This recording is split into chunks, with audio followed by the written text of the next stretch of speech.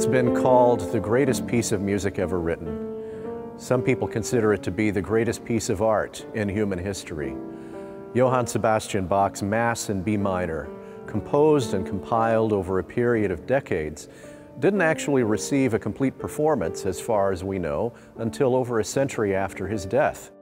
Since that time, much research has been done and volumes have been written about the origins of the Mass and Bach's motivation for crafting it, often from pieces of music he had composed decades earlier, which he used as his raw material. He finally brought the work to completion in 1749, just a year before his death at age 65. Eventually, most of us who are primarily classical musicians make our way to the B minor Mass in some form or another, and it stands in our paths as a towering monument to the vast human experiences and emotions, yet coupled with Bach's unwavering craftsmanship and discipline.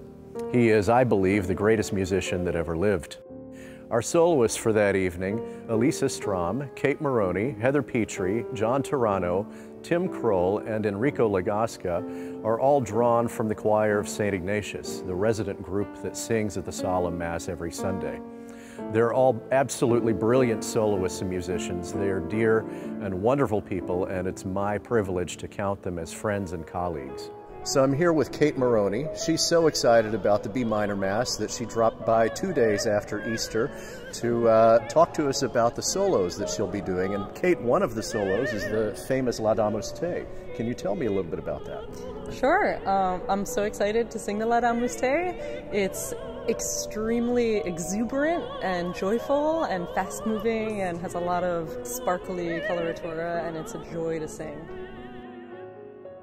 So one of the features of the B minor Mass is Bach's extensive use of all kinds of musical styles, from Renaissance polyphony to more operatic aria styles, and this one was probably written for a particular singer. Yeah, people think that Bach wrote this particular aria with mezzo-soprano Faustina Bordoni in mind. She was super famous in the 18th century, and she actually originated a lot of Handel opera roles. She was known for her fast-flying coloratura, and actually even for singing particular notes that Bach kept in mind when he wrote this in A major, which is kind of cool. It was one of her keys. One of her keys. A lot of her roles were written with a lot of E and A in mind.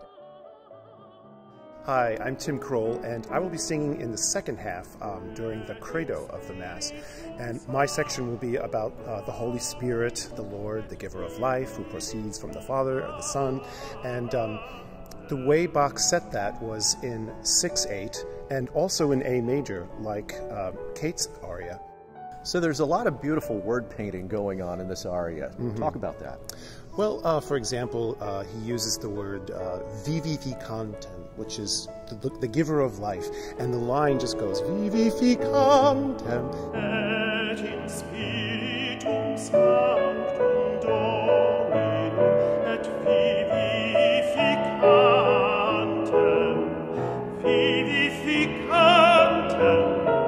In addition to the overwhelming spiritual power and genius of the music, is what Robert Shaw referred to as Bach's essential humility. I think that Bach probably didn't really consider himself an artist as much as he thought of himself as a craftsman or tradesman in a blue-collar sense. I'm Scott Warren, Artistic Director of Sacred Music in a Sacred Space. I hope you'll join us for this concert at the Church of St. Ignatius Loyola.